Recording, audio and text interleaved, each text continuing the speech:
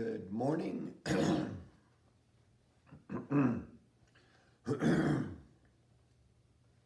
Good morning, Wilburton Elementary School. It is a great day to be a digger. Before we start today's story, I would like to say that we miss all of you very much, and we love you very much. We hope you stay very safe and healthy during this time out of school.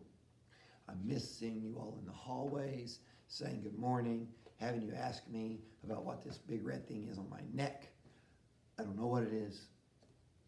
I don't know how it got there. Can we just let it go?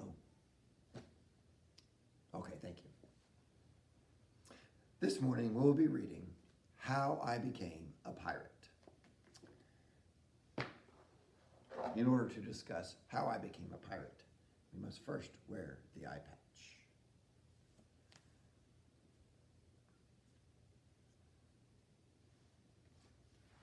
How I Became a Pirate by Melinda Long and David Shannon.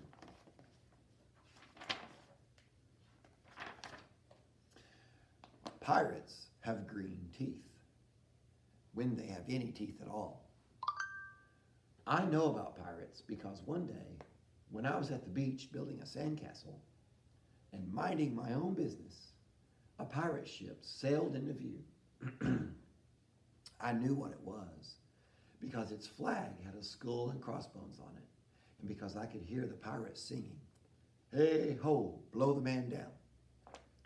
They were a little off key. I tried to tell Dad, but he was busy setting up the beach umbrella. I tried to tell Mom, but she was busy slathering my baby sister with sunblock. So I went back to my sandcastle, but I kept an eye on those pirates. By then they were rowing into shore. When they landed, the head pirate climbed out of the boat and yelled, "Ahoy there, matey! Be this the Spanish Main?" "No," I said. "This is North Beach." "Shiver me timbers," the pirate said. "We must have taken a wrong turn at Bora Bora." He walked around my sandcastle.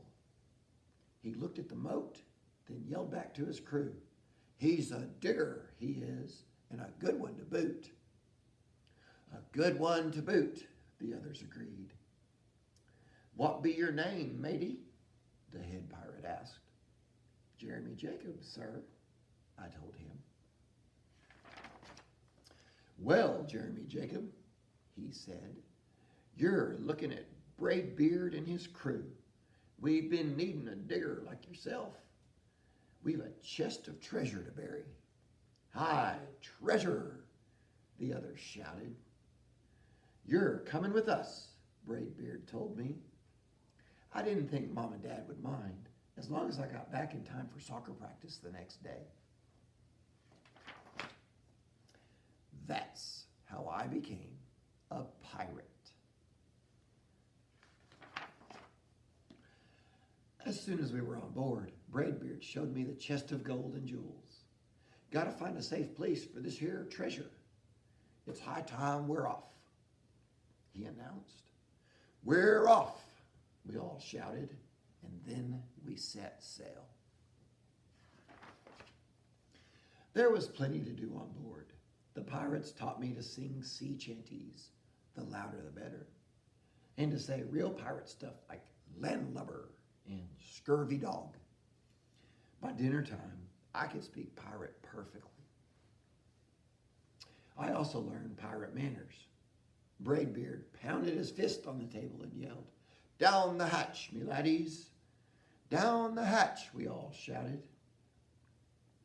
Braidbeard gulped his food and said, "Hand over the meat!" "The meat!" we all roared.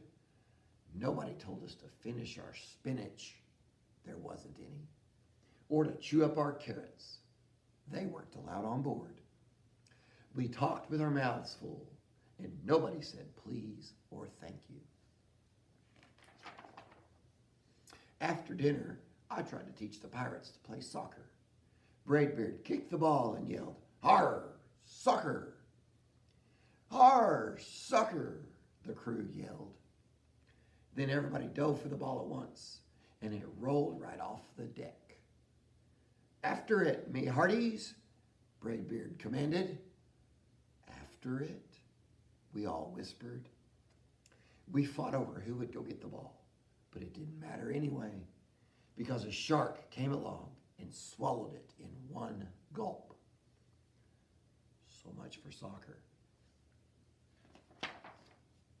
By now, it's past my bedtime, but nobody tells pirates to go to bed, take a bath, or to brush their teeth. Maybe that's why their teeth are green.